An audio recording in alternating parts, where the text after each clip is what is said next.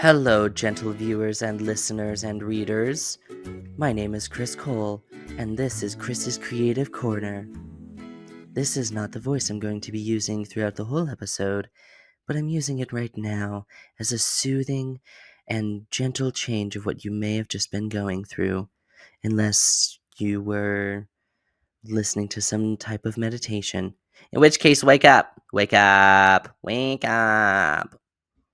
Just kidding. I'm sorry. I am feeling really odd today, which I almost say I feel like every episode, so maybe I just feel odd every day. That's a thing that I should figure out. Hi. Hello. Welcome to Chris's Creative Corner. This is episode 17. I can't believe we're more than I can't believe that there have been 17 episodes of this. That's crazy to me. What are we? And I think between 17 and 18, we're about halfway through this season's podcast. Halfway through already. Oh my goodness. It's crazy. So, today we're going to start off with questions for Chris. The first question is actually a really good one. I'm very excited about it. It says, do you want each book to stand on its own, or are you trying to build a body of work with connections between each book? And the answer is yes. All of my books have the same place, King, Idaho. They take place in King, Idaho.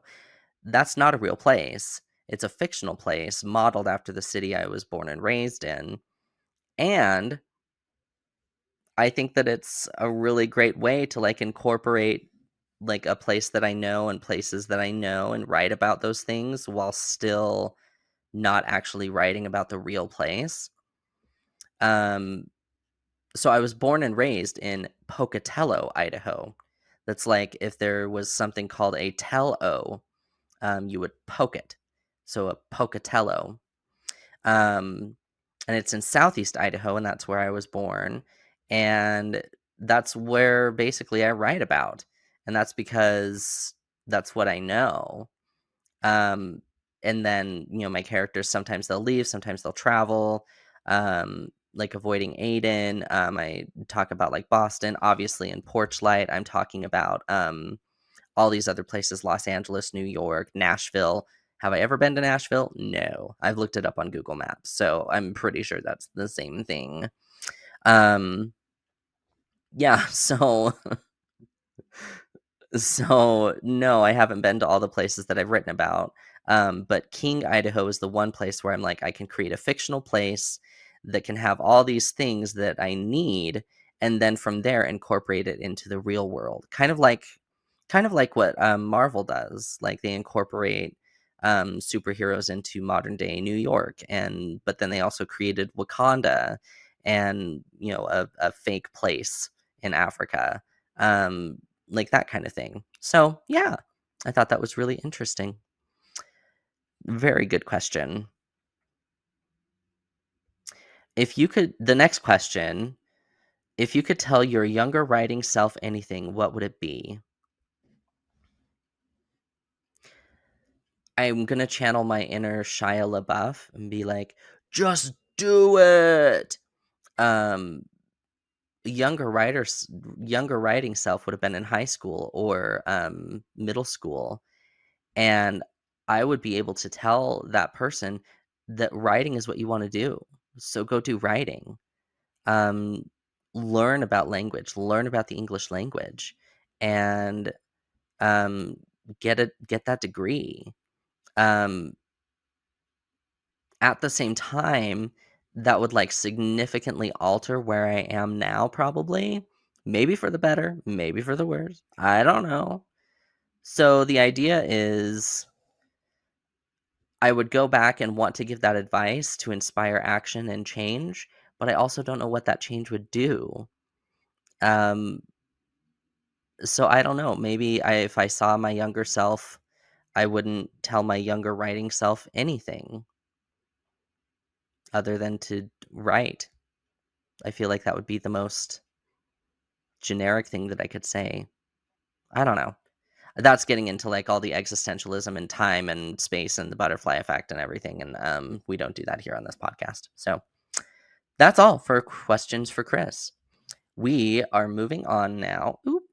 It is time for chapter 17 of Porch Light.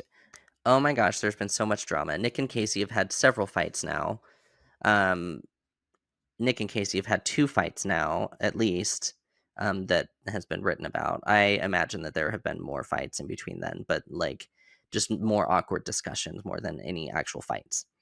In the last chapter, Nick realized that he hadn't actually ever apologized to Casey, so he tried to do it in a big way, and it kind of backfired.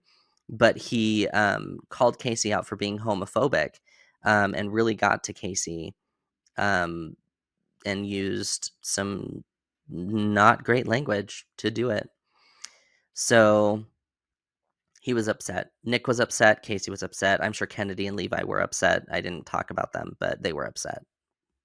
I'm sure you can imagine. And then all the fans, like, can you imagine being a fan and walking in on band members being all like, fuck you, and stuff like that? Like, oh my goodness. That's crazy to me. Anyway, so now we're going to move on and read the next chapter. Chapter 17, Living the Dream. We went home for a few weeks after the tour was over. This was pretty awkward as I had to move out of Casey's apartment and into a new one I basically wasn't going to be living in for long periods of time. But we made it work.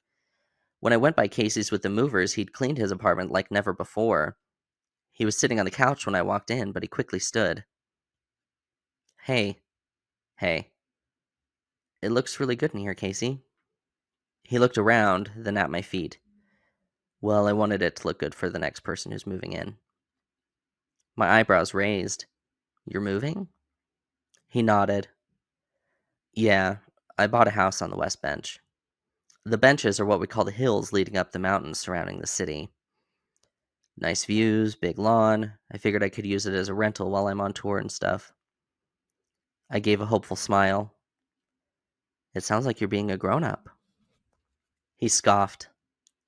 One of us should be. The movers walked in behind me. The boxes are his, everything else is mine. I looked as they began to haul boxes down the stairs. I don't have to worry about shredded clothes and broken valuables, do I? He met my eyes for the first time. God, there was so much pain. He quickly looked away. No, I was my best self while packing. I swung my arms. So, Omar's excited for us to start our next record. I can't believe we signed a 3-record deal. Yeah, me either. And it's crazy how much has changed. We looked at each other for a moment. Then I spoke again. Hey, have you written any new material? He shifted uncomfortably. A little. I don't know if we'd be ready to record anything with it. I'm having a hard time with the melodies. I can take a look if you want. Maybe I can help. I held my breath. I'm sure you can help, but I think I might ask Levi, and I might even ask him to sing lead vocals on it. I deflated. That'd be cool. I wonder how he'd feel about that.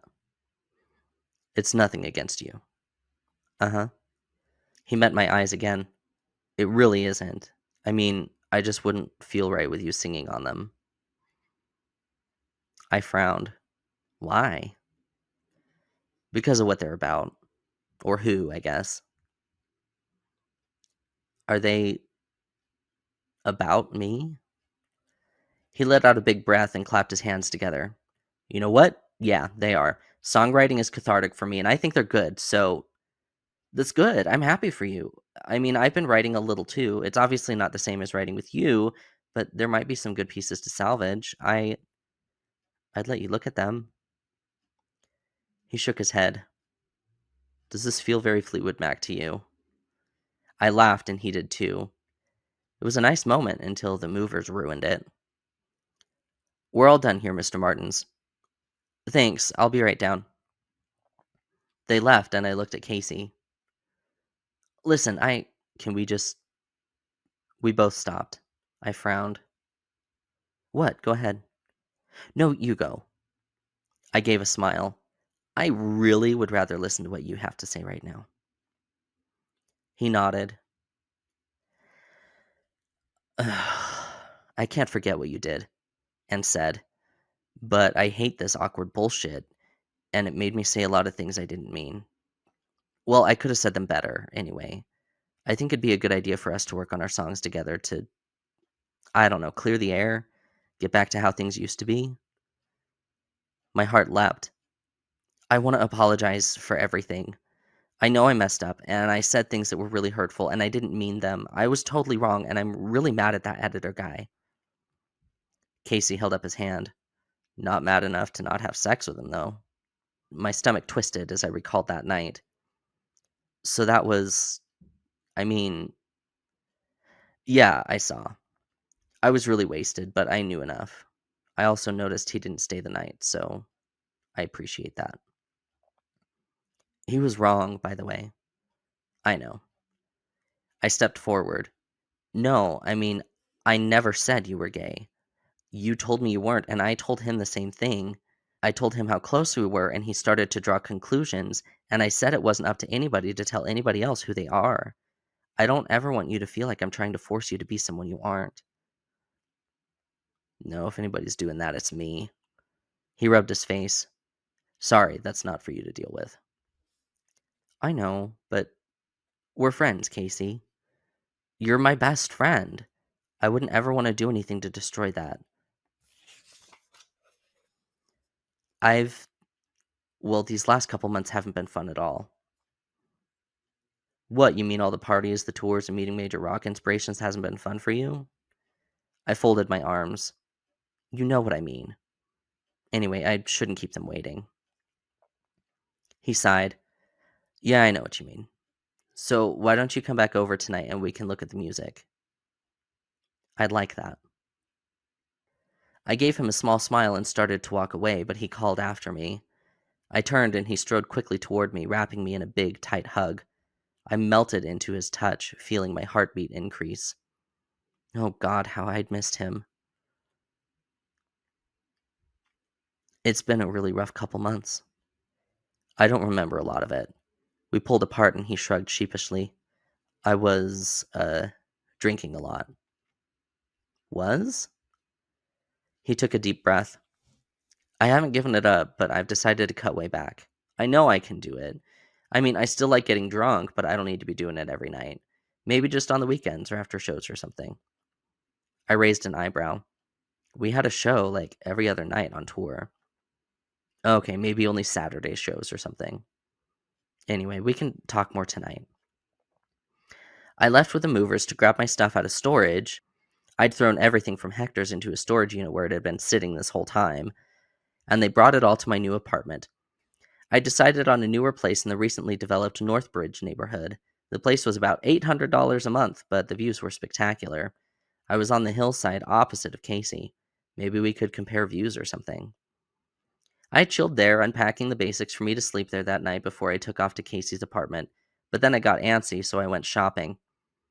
I went downtown where there were lots of little independently owned shops. I decided to splurge and I bought a large painting to hang on my wall. Then I went to the local paint store and grabbed some sample colors.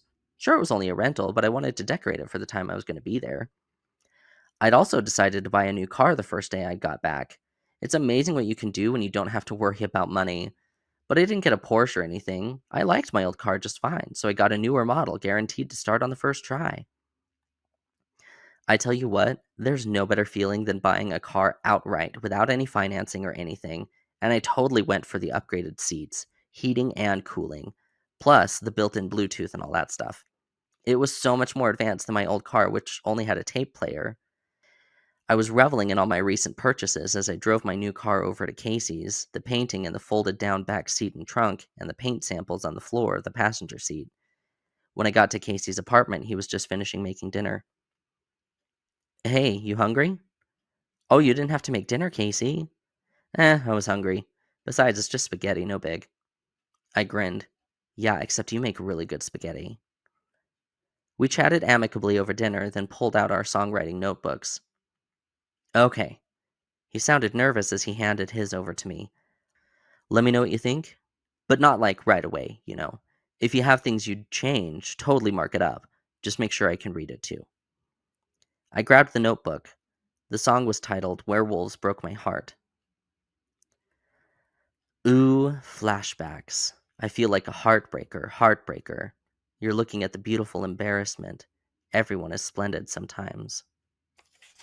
Ooh, pangs. Your fangs flash in my mind. Demon, let's talk about the demon. I live my life as if I'm happy.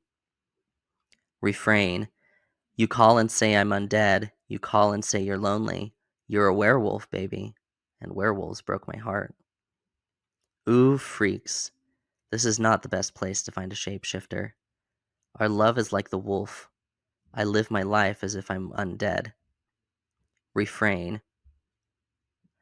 The dead will rise, hellhounds silent like the telepath. The moon is high, my love. Savage beast within. You're the werewolf, baby. And so am I. I could hardly breathe as I finished reading. Casey slurped spaghetti next to me, watching as I read. Well, what do you think? I gave a small laugh. I think you wrote our next best-selling song. Oh, come on. No, seriously, Casey, this is absolutely wonderful. How did you do this? He grinned, eyebrows raised. Honestly, I was watching a lot of Buffy the Vampire Slayer when I wrote this. I nodded knowingly. Oz and Willow? Oz and Willow. He smiled and then looked at my notebook. What have you written? Pure garbage compared to this, I laughed. I'm not showing you mine now. Come on, you have to show me yours. Remember, we made an agreement to never laugh unless the lyrics are funny, and even then assume they're not supposed to be funny. I sighed and handed him my notebook.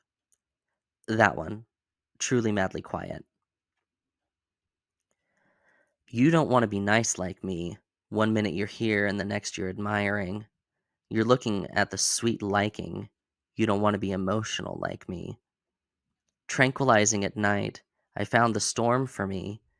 I used to feel like I'm sedate, but you're the subdued one.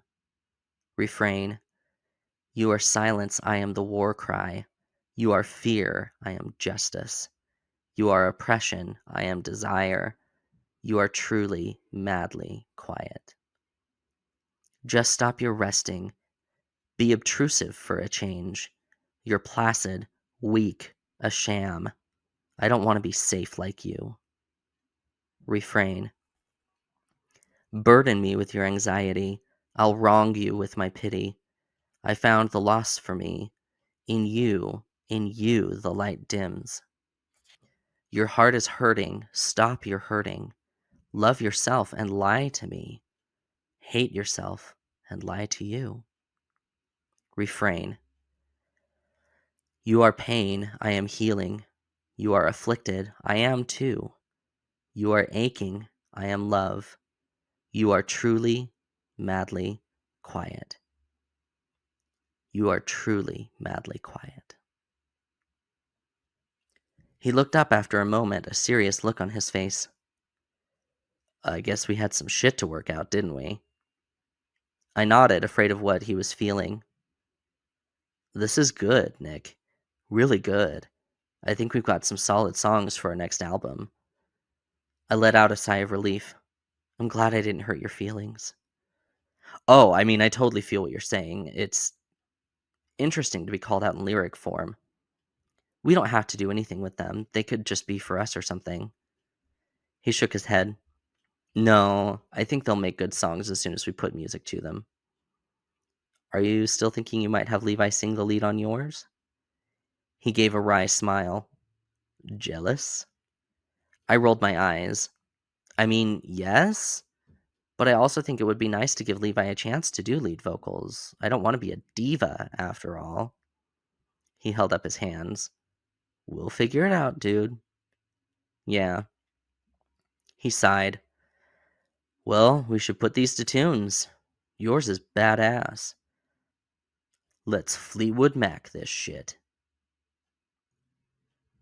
And that is the end of chapter 17.